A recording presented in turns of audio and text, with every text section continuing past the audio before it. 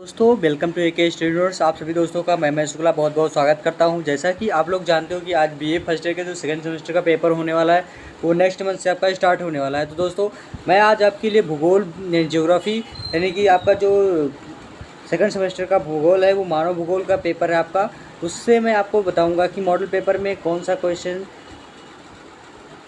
और कैसा आपके पेपर में पूछे जाएंगे। तो ह्यूमन ज्योग्राफी आपका दे रखा है, मोस्ट इंपॉर्टेंट क्वेश्चन आंसर होंगे आपके पेपर का।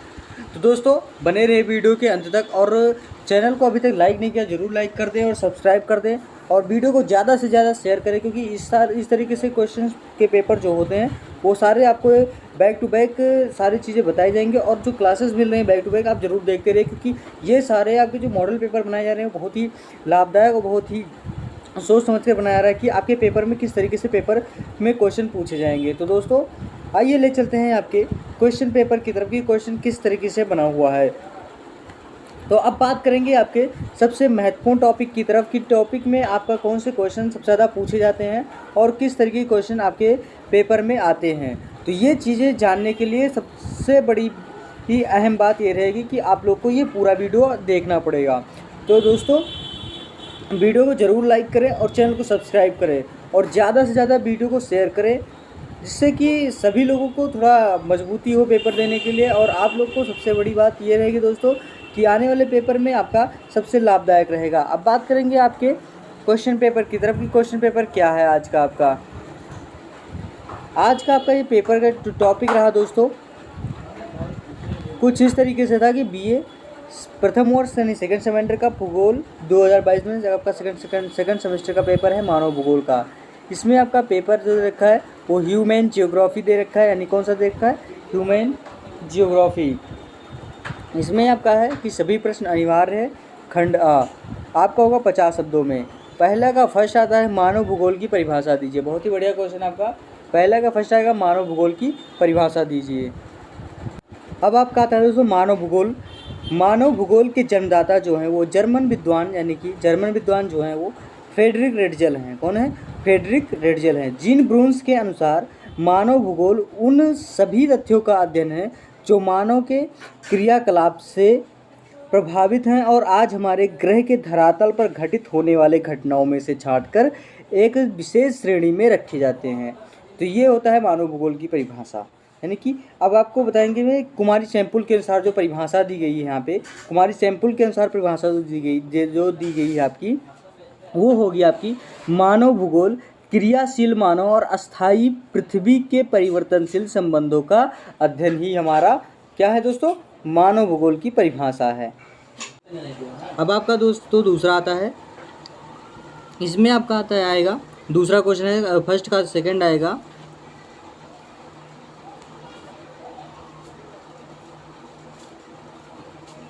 पार्थिव एकता से क्या तात्पर्य है? बहुत ही बढ़िया क्वेश्चन है। पार्थिव एकता क्या है? इस सिद्धांत का आशय है, आंसर में लिखेंगे आप, इस सिद्धांत का आशय है कि विश्व के सभी भौगोलिक तथ्य चाहे वे जड़ हों या चेतन एक दूसरे से संबंधित हैं। चाहे वो क्या है, जड़ हो या उसका चेतन हो, दोनों एक दूसरे से संबंधित हैं। इन तथ्यों में कोई स्वतंत्र इकाई नहीं है, इसलिए इनका पृथक अध्ययन करना संभव नहीं है। बात करेंगे अब आगे। इस सिद्धांत की पुष्टि करते हुए हम्बोल्ट जी ने लिखा था, यानी कि हम्बोल्ट महाशय जी ने लिखा है, कहा है उन्होंने कि संपूर्ण विश्व में एक ही आत्मा और एक ही जीव के दर्शन होते हैं, जिसके कारण पृथ्वी की ब्राह्य विभिन्नता के पीछे व्यापकता और एकता उनका कथन है। यानी कि पृथ्वी एक तथा अकाट्य है, यानी कि अकाट्य है, उसकी विभिन्नता केवल प्रतीयमान होती है, इसे उनमें सत्यता नहीं है। तो यही आपका पार्थिव एकता हो गया। अब तीसरा क्वेश्चन आपका आता है दोस्तों, तीसरा क्वेश्चन आपका आता है स्थानांतरण प्रवसन के प्रकार। बहुत ही बढ़िया क्वेश्चन ये भी है आपका। इसमें आप लिखेंगे कि प्रवसन एक प्रकार की भौगोलिक प्रवासित तथा स्थानिक प्रवासिता है जो एक भौगोलिक इकाई और दूसरी भौगोलिक इकाई के बीच में देखने को मिलती है। अब जिससे रहने का स्थान तथा पहुँचने के स्थान दोनों भिन्न होते हैं, इस प्रकार का श्वसन यानी कि इस प्रकार का प्रवसन अस्थायी होता है, क्योंकि इनमें मानव का विकास निवास स्थान अस्थायी रूप से परिवर्तित होते हैं। इन स्थानांतरण के दो भागों में बांटा गया है। पहला तो दोस्तों आपका आता है स्थानीय स्थानांतरण, यानी कि अंतर क्षेत्रीय अथवा गांव से नगर की ओर। यानी कि अगर बात करें जो कोई आपका गांव है तो ये जिसके स्थानांतरण की कोई चीज़ें अगर हम लोग शहर सिटी के स्थानांतरण करें तो वो आपका क्या होता है, स्थानीय स्थानांतरण। फिर दूसरा आपका आता है दोस्तों इसमें अंतर्राष्ट्रीय स्थानांतरण, यानी कि एक राष्ट्र से दूसरे राष्ट्र की, यानी कि भारत से मान लो इंग्लैंड जाना हो तो यही आपका होता है अंतर्राष्ट्रीय स्थानांतरण। फिर आपका आता है नेक्स्ट क्वेश्चन दोस्तों चौथे में आपको लिखना है अनुकूलतम जनसंख्या क्या है। बहुत ही बढ़िया क्वेश्चन ये भी आपका। अब बात करेंगे आपके अनुकूलतम जनसंख्या। अनुकूलतम जनसंख्या में लिखना है आपको कि अनुकूलतम जनसंख्या से अभिप्राय किसी क्षेत्र या प्रदेश की जनसंख्या उस जनसंख्या से है जिसमें संसाधनों की अनुकूलतम उपयोग होता है, अधिकतम उत्पादन संभव होता है तथा प्रति व्यक्ति आय एवं जीवन उच्च स्तर, यानी कि उच्च स्तर होता है और अधिकतम आर्थिक कल्याण संभव होता है। संक्षेप में जब किसी समय व परिस्थिति विशेष यानी कि जिसमें प्रति व्यक्ति आय अधिकतम होती है अनुकूलतम जनसंख्या मानी जाती है या आदर्श जनसंख्या की स्थिति है। प्रोफेसर डाल्टन के अनुसार कहा गया है कि अनुकूलतम जनसंख्या वह होती है जो प्रति व्यक्ति आय यानी कि प्रति व्यक्ति अधिकतम आय प्रदान करती है, वही आपका क्या होता है दोस्तों, अनुकूलतम जनसंख्या। अब आपका आता है पांचवा क्वेश्चन थारू जनजाति। थारू जनजाति है क्या, आइए आपको बताते हैं इसमें। अब आपका आता है थारू जनजाति। थारू जनजाति का निवास क्षेत्र उत्तराखंड के तराई प्रदेश यानी कि उत्तराखंड के तराई प्रदेश में पाई जाती हैं, यानी कि तराई प्रदेश के पश्चिमी भाग में नैनीताल जिला व उत्तर प्रदेश के दक्षिणी पूर्व से लेकर पूरब में गोरखपुर और नेपाल की सीमा तक फैला है। यह क्षेत्र हिमालय पर्वत पदीय और शिवालिक क्षेत्र में नैनीताल, गोंडा, खीरी, गोरखपुर, पीलीभीत, बहराइच और बस्ती जिले में है। थारू जनजाति का सबसे अधिक जमाव नैनीताल जिले में यानी कि बिलाहरी, प्रगना की नानकामाता, किलपुरी तथा टनकपुर बस्तियों के आसपास पाया जाता है। तो ये थारू जनजाति जहाँ पाई जाती हैं वो आपको कहाँ मिलती हैं, गोंडा, खीरी, गोरखपुर और पीलीभीत, बहराइच और बस्ती जिले में आपको मिलेंगी थारू जनजाति। अब आपका आता है दोस्तों संभववाद। संभववाद क्या है आइए आपको बता। अब संभववाद में आपका आएगा दोस्तों कि संभववाद की विचारधारा का प्रतिपादन फ्रांसीसी भूगोलवेत्ता फेब्रे ने सन 1925 ईस्वी में किया। इस विचारधारा ने कि 1925 ईस्वी में किया। यानी इस विचारधारा के अनुसार पृथ्वी पर विभिन्न प्रकार के वातावरण के क्षेत्र हैं और प्रत्येक प्रकार का वातावरण उस क्षेत्र में मानव के निवास के लिए तथा मानव द्वारा साधन उपयोग की कुछ संभावनाएं प्रस्तुत करता है। तो यही आपका होता है संभववाद। उसके बाद फिर संथाल जनजाति, बहुत ही बड़ा क्वेश्चन, संथाल जनजाति के बारे में बताएंगे।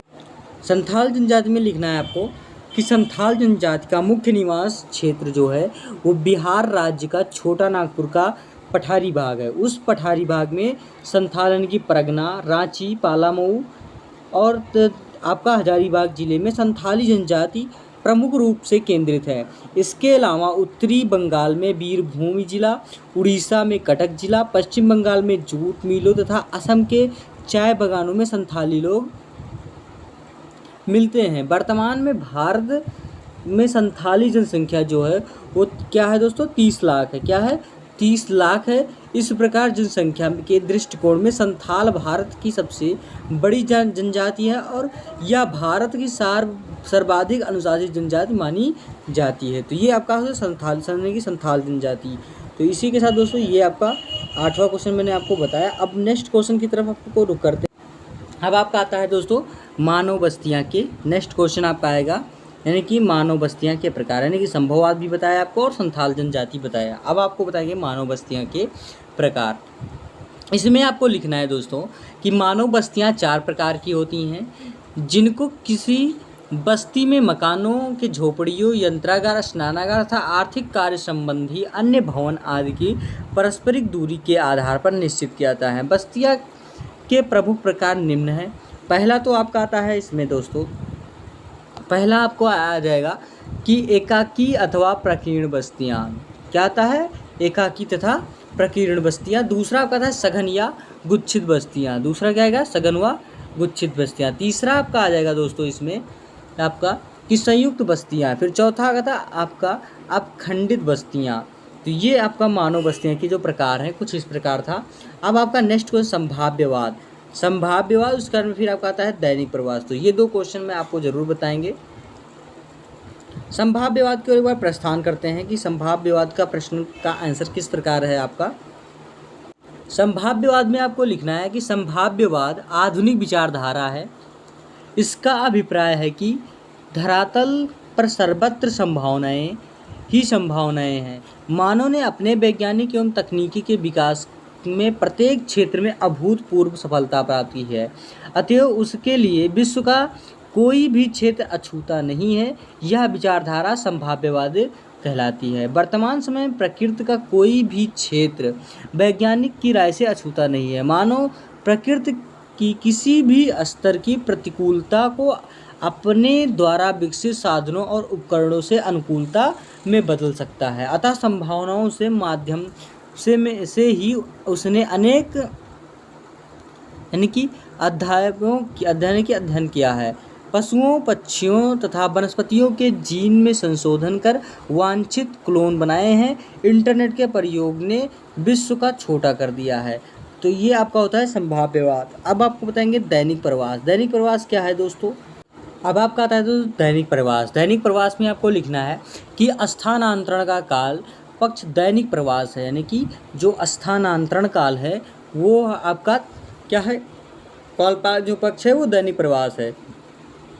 इसमें किसी महानगर या बड़े औद्योगिक नगर में मजदूरी करके अपनी आजीविका कमाने के लिए उस महानगर के समीपवर्ती गांवों या कस्बों में श्रमिक प्रातः काल उस महानगर को चले जाते हैं और सायंकाल को वापस अपने गांव या कस्बे को आ जाते हैं। श्रमिकों के अलावा पढ़े लिखे नर नारियों को भी संख्या कार्यकलापों आदि में कार्य करने के लिए प्रतिदिन आते जाते हैं। इस तरह के प्रतिदिन के आवागमन को हम क्या कहते हैं दोस्तों? दैनिक प्रवास कहते हैं। अब आपका इसी के अनुसार दोस्तों सेक्शन 1 यानी कि खंड आ का सारे क्वेश्चन मैंने आपको बताया। तो दोस्तों ये सारे क्वेश्चन मैं आपको जो बता दिया है, तो ये आपका फ़र्ज़ बनता है कि आप लोग ज़रूर लाइक करें और चैनल को सब्सक्राइब कर दें और वीडियो को ज़्यादा से ज़्यादा अपने दोस्तों में शेयर करें। और अब बात करेंगे दोस्तों खंड बा में। खंड बा में जो आपके क्वेश्चन पूछे जाएंगे वो आपको बताएंगे। यहाँ पे आपको लिखा है कि सभी प्रश्न अनिवार्य है, यानी कि प्रत्येक प्रश्न का जो आंसर होगा वो आपका 200 शब्दों में होना चाहिए। पहला क्वेश्चन आपका आता है इसमें कि मानव भूगोल के क्रियाशीलता के सिद्धांत की व्याख्या कीजिए। तो बहुत ही बढ़िया क्वेश्चन है, बहुत ही टॉप क्लास का क्वेश्चन है।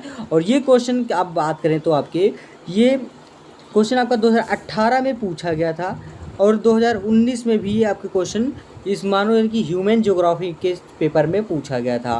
तो इसमें भी आपको ये सबसे ज़्यादा पूछे जाने के चांसेस बने हुए हैं। तो आइए चलते हैं आपके क्वेश्चन की तरफ, क्वेश्चन के आंसर की तरफ। अब आपका आता है दोस्तों इसमें लिखना है आपको मानव भूगोल की जो क्रियाशीलता का सिद्धांत है, इसमें लिखना है कि मानव भूगोल के इस सिद्धांत के अनुसार भूपटल पर प्रत्येक तत्व निरंतर परिवर्तनशीलता होता है तथा भूपटल पर सदैव परिवर्तनकारी शक्तियाँ सक्रिय रहती हैं। मानव भूगोल में परिवर्तनशीलता के सिद्धांत पर प्रतिपादन फ्रांसीसी भूगोलवेत्ता जीन ब्रून्स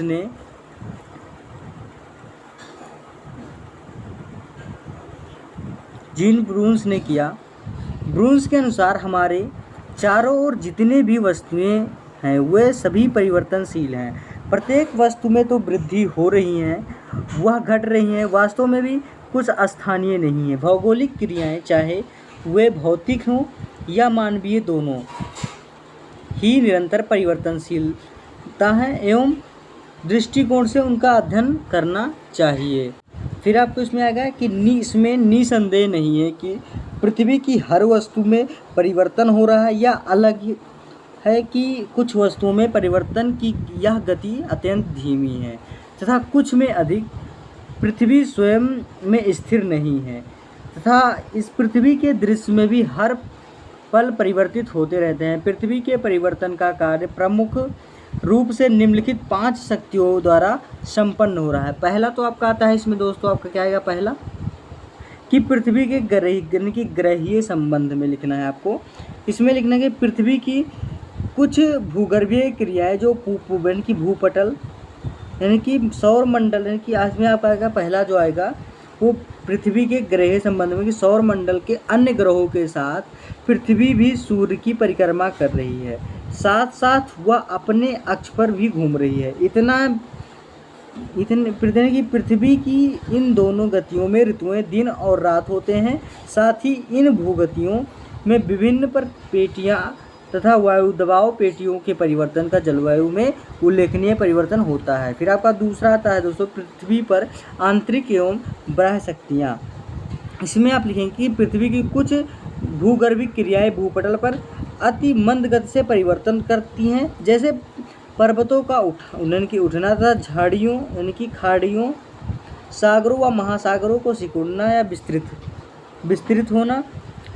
दूसरी ओर भूगर्भ की ओर कुछ क्रियाएं ऐसी भी हैं जो एकाएक तेजी से भूपटल पर परिवर्तन करती हैं। इस प्रकार की भूगर्भिक क्रियाओं में भूकंपों का आना तथा ज्वालामुखी उद्गार जैसे भूगर्भिक क्रियाएं सम्मिलित हैं।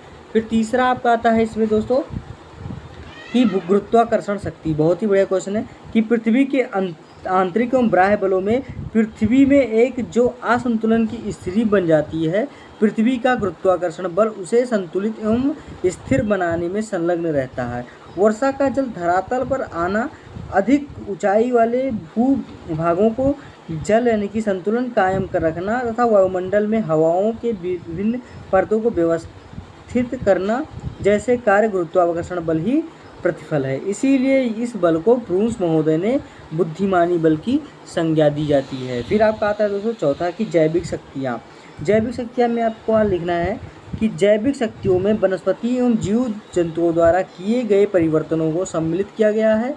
वनस्पति की आवरण एक भूमि कटाव को नियंत्रित करता है, तो दूसरी ओर कमजोर चट्टानों में पेड़ पौधों की जड़ें प्रवेश कर उनमें दरारें निर्मित करती हैं।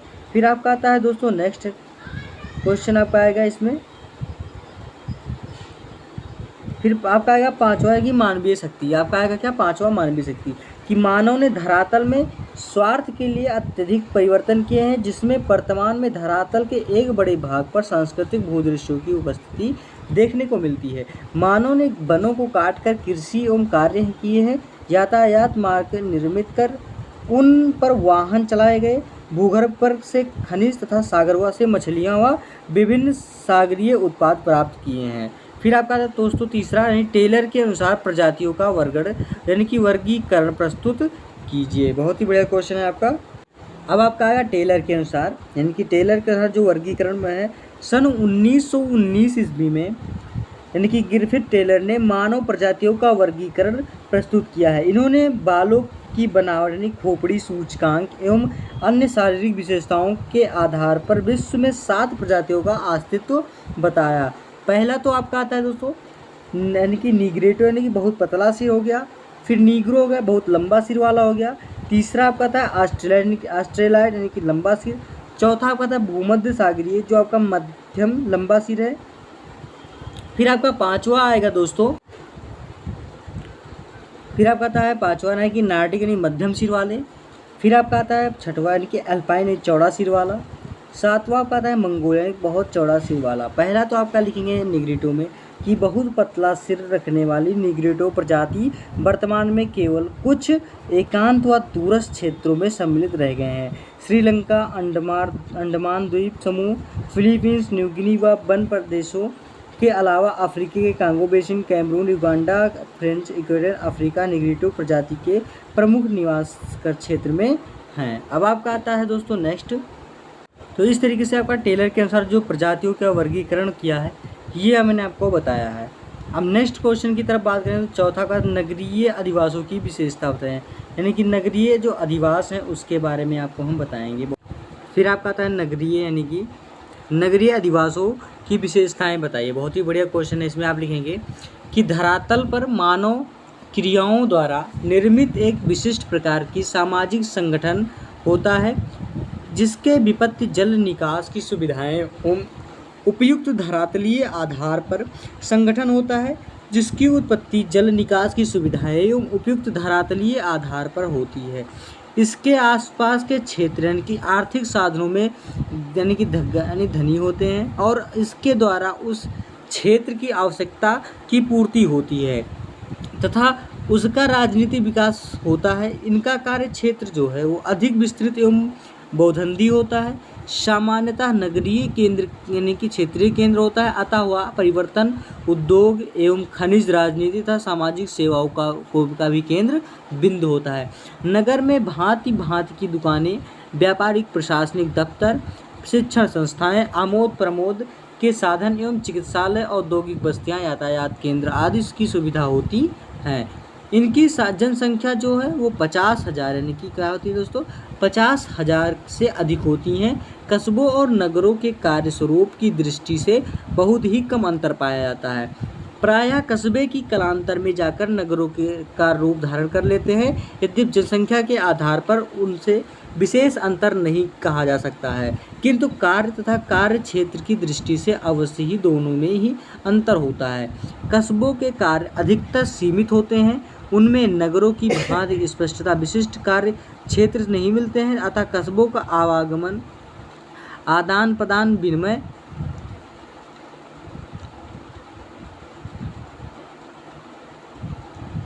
विशिष्ट यानी कि विपणन, बैंकिंग सुविधाओं आदि को उतनी अच्छी व्यवस्था नहीं मिलती जितनी एक बड़े नगर में मिलती है। दूसरा बड़ा अंतर नागरों के सामाजिक संगठन में होता है। इसमें आप लोग नगरीय जो बस्तियाँ विशेषताएं हैं उसके बारे में आपको लिखना है। इसमें आपका निम्नलिखित रूप से नगरीय जो बस्तियाँ जो है निम्नलिखित रूप से है। पहला तो आपका आता है इसमें दोस्तों, पहला आप लिखेंगे इसमें कि वह केवल कुछ बस्तियां को ही इकाई नहीं होती, वरन इनमें कार्यों के आधार पर अनेक स्पष्ट भाव से मध्यम वर्ग, श्रमिक तथा वाणिज्य व्यवसाय के लगे लोगों के निवास करे, कारखानों और उद्योग क्षेत्र, व्यापारिक प्रशासनिक खंड व कार्यालय, आमोद प्रमोद निरंजन के स्थान, शिक्षा, चिकित्सा आदि संस्थाएं। दूसरा कहता है इनका मुख्य आधार गैर कृषि से संबंधित उद्योग होते हैं। अधिकांश निवासी चिकित्सा, शिक्षण, न्याय, अधिशोषण, फिर व्यापार, प्रशासनिक एवं परिवहन संबंधी सेवाओं में, फुटकर या थोक विक्रेता में, हस्तकला, उसके बाद चर्मकार, राजदर्जी, तकनीकी कार्य आदि में लगे होते हैं। तीसरा आपका आता है नगरों में मकानों की बनावट सघन एवं एकत्रित होती है, अतः जनसंख्या का घनत्व ग्रामीण बस्तियों की अपेक्षा अधिक होती है। मकान कई मंजिल के होते हैं। न्यूयॉर्क की गगनचुंबी अट्टालिकाएँ सामान्यतः 80 से 90 मंजिल की होती हैं, जबकि मुंबई में 10 से 15 मंजिल की, अन्यत्र 3 से 4 मंजिल के मकान होते हैं। चौथा आपका आता है दोस्तों कि नगर परिवहन एवं संचार वाहन के साधनों में पूरी तरह सुसज्जित होते हैं।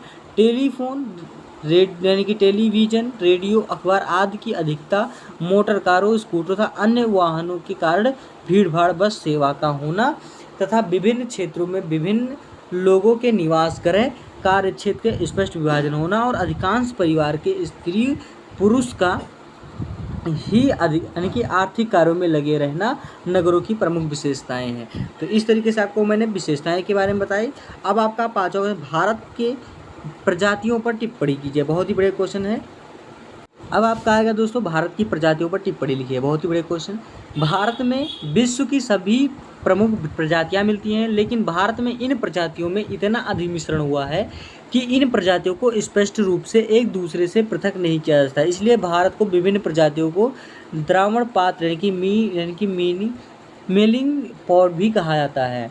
कहा गया है इसमें डॉक्टर हट्टन ने सन 1931 ईस्वी में, इसलिए भारत को विभिन्न प्रजातियों में यानी कि भारत में प्रजातियों को निम्नलिखित 6 वर्गों में विभक्त, यानी कि कौन, डॉक्टर हट्टन ने सन 1931 ईस्वी में प्रजातियों को 6 वर्गों में बांटा। पहला तो आपका आता है निग्रेटो, दूसरा प्रोटो ऑस्ट्रेलाइड, तीसरा आपका आता है भूमध्य सागरीय, चौथा आपका आता है अल्पाइन प्रजाति की आर्मेनाइड शाखा, पांचवा आपका आता है मंगोलाइड था, छठा आपका आता है इंडो आर्यन। डॉक्टर हट्टन का यह मानना है कि भारत में सबसे पहले आने वाली प्रजाति जो थी वो क्या थी, निग्रेटो थी, लेकिन वर्तमान में यह प्रजाति कुछ सीमित क्षेत्रों में जैसे बंगाल की खाड़ी के द्वीपों में मिलती हैं।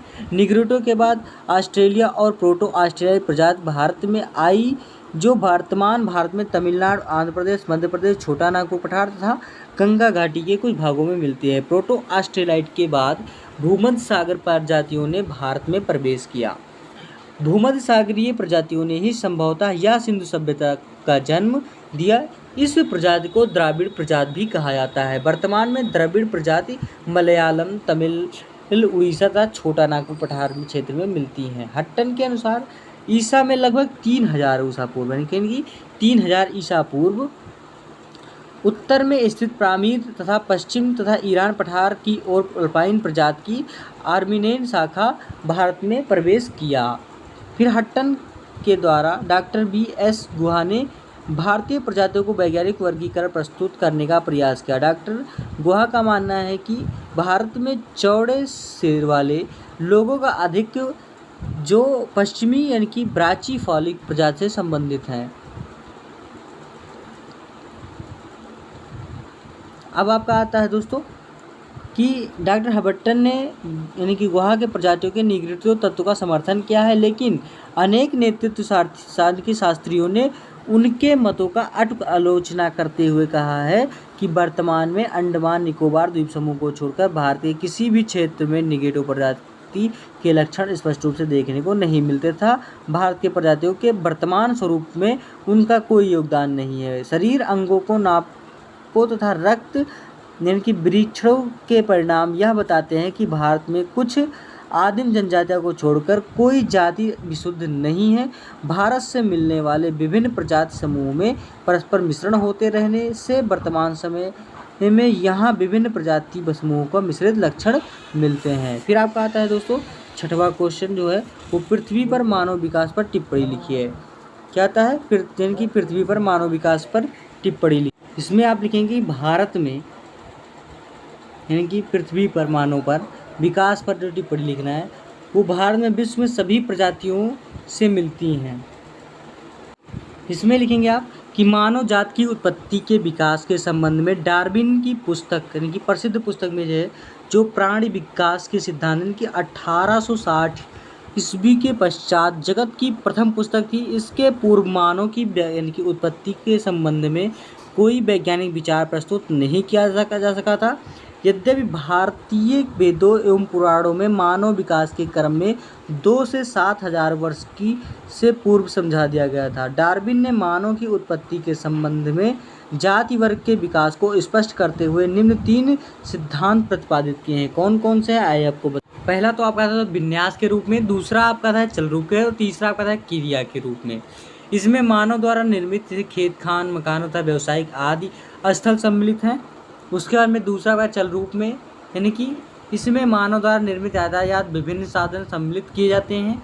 तीसरा का क्रिया रूप, इसमें विभिन्न यानी मानवीय व्यवसाय तथा कृषि, आखेट, पशुचारण, शिक्षा, सरकार, स्वास्थ्य, उद्योग, व्यापार, धर्म तथा विज्ञान के सांस्कृतिक तत्वों को सम्मिलित किया गया है। मानव द्वारा अपने प्राकृतिक वातावरण के सहयोग से जीविकोपार्जन करने के क्रियाकलापों तथा उच्चतम आवश्यकताओं को पूर्ति के लिए किए गए प्रयत्नों तक अध्ययन मानव भूगोल के अध्ययन क्षेत्र में आता है।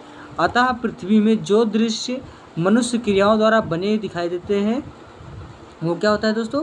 वो मानव के विकास के अध्ययन से सम्मिलित होता है। अब आपका नेक्स्ट क्वेश्चन आता है कि भारत में ग्रहों के प्रकार एवं प्रतिरूप का उल्लेख कीजिए, यानी कि भारत में ग्रहों के प्रकार एवं प्रतिरूप के बारे में बताना है। अब इसमें आपको लिखना है दोस्तों कि आवास यानी मकान मानव की दूसरी प्रमुख आवश्यकता है। ब्रून्स के अनुसार कहा गया है कि घर से तात्पर्य धरातल पर पाए जाने वाले बिखरे हुए हजारों ऐसे छोटे स्थान हैं जो कि लाल ईंटों, भूरे पत्थरों, सफ़ेद संगमरमर आदि से बने व पुते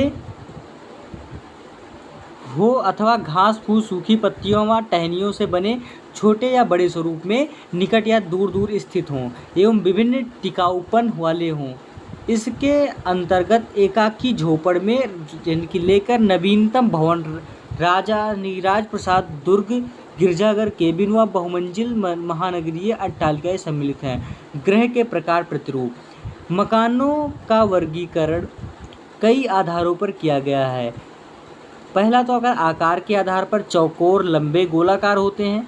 दूसरा आपका था पारस्परिक दूरी के आधार पर ये बिखरे हुए या एकाकी एवं सघन मकान है। डिमांजिया के अनुसार ग्रहों का वर्गीकरण, पहला तो आपका है साधारण एवं अविकसित मकान, दूसरा आपका आता है इसमें दोस्तों कि सघन मकान, तीसरा आपका आता है अपकीर्ण मकान, चौथा उदग मकान। और प्रोफेसर मार्गरेट लेफेबर ने मकानों के प्रकार के प्रतिरूप का उल्लेख निम्न प्रकार किया है। उन्होंने मकानों का वर्गीकरण निम्नलिखित दो प्रकार से किया, पहला तो प्रकीर्ण मकान और दूसरा आपका संकेंद्रित मकान। प्रकीर्ण मकान में विभिन्न स्थलों पर प्रकीर्ण मकान के कई प्रतिरूप हैं, जिसमें निम्न प्रमुख है। पहला तो आपका तटीय मकान, दूसरा बृहद एकाकी कृषि गृह, तीसरा वर्गों में बटे प्रकीर्ण या मकान, फिर चौथा पूर्वों के प्रविकीर्ण मकान है, पांचवा आपका आता है अत्यधिक प्रविकीर्ण मकान। फिर दूसरा आपका आता है इसमें दोस्तों कि संकेंद्रित मकान। संकेंद्रित मकान में क्या आते हैं कि संकेंद्रित मकान में 4 स्थलों में पाए जाते हैं। पहला तो आपका आता है कि निहारकीय गाँव के मकान, दूसरा आपका आता है कि न्यायाधिष्ठित गाँव के मकान, तीसरा आपका चौराहे में अव्यवस्थित मकान, तथा चौथा आपका आता है दोस्तों कि आर्डनिस पर्वतों के निवासियों के मकान। तो इस तरीके से दोस्तों मैंने आपको सेक्शन बी के यानी खंड बा के अनुसार सारे क्वेश्चन बताए। खंड सा में आपके किन्हीं 2 प्रश्नों के उत्तर दीजिए, प्रत्येक प्रश्न का उत्तर 5 शब्दों में हो। 8वां क्वेश्चन आपका मानव भूगोल की परिभाषा दीजिए तथा इसके विषय क्षेत्र का वर्णन कीजिए। तो इसमें सारे आपको थोड़ा समझ में दिक्कत आएगी। मैं आपको सारे वीडियो अपडेट करा दिया हूँ। जो भी क्वेश्चन आपके फर्स्ट नहीं मिल रहे हैं वो आप लोग ज़रूर कमेंट बॉक्स में कमेंट करके बताएं कि क्वेश्चन आपको कौन सा नहीं मिला है, और जो नहीं मिला है वो आपको मैं नेक्स्ट वीडियो में आपको अलग से वो क्लास दे देंगे, जिससे कि आपको सारे मिलते रहेंगे। अब हम बात करेंगे नेक्स्ट क्वेश्चन की तरफ। इसमें आपका 9वां क्वेश्चन है जनसंख्या स्थानांतरण क्या है। जनसंख्या स्थानांतरण के कारण एवं परिणामों की विवेचना कीजिए। 10वां आपका आता है दोस्तों कि पिग्मी के सामाजिक और आर्थिक क्रियाओं पर वातावरण के प्रभाव का वर्णन कीजिए। बहुत ही बड़ा क्वेश्चन आपका आता है। फिर मानव भूगोल का देखिए 11वां क्वेश्चन है मानव भूगोल में नियतिवाद की संकल्पना की सोदाहरण विवेचना कीजिए। तो ये सारे क्वेश्चन मैंने आपको इसमें बताया। तो दोस्तों ये जितने भी क्वेश्चन हैं मैं आपको अलग से एक एक क्वेश्चन करके आपको एक एक वीडियो 2-2 वीडियो करके मैं आपको दे दूंगा, जिससे आपको समझने में भी थोड़ा आसानी होगा और पढ़ने में भी आसानी होगा। तो दोस्तों बने रहे वीडियो के अंत तक, और अभी तक चैनल को सब्सक्राइब नहीं ज़रूर सब्सक्राइब कर दें और वीडियो को लाइक कर दें, और ज़्यादा से ज़्यादा वीडियो को दोस्तों में शेयर करें। और बात करेंगे इसका, अगर आप लोग को PDF चाहिए तो हमारे आपके यूट्यूब यानी कि हमारे यूट्यूब के डिस्क्रिप्शन बॉक्स में चैनल में लिंक दिया गया है, वहाँ से आप लोग जुड़कर आप लोग PDF बिल्कुल फ्री ऑफ कॉस्ट प्राप्त कर सकते हैं। तो इसी के साथ मैं अगली वीडियो के साथ ज़रूर उपस्थित होऊंगा। धन्यवाद दोस्तों, जय हिंद।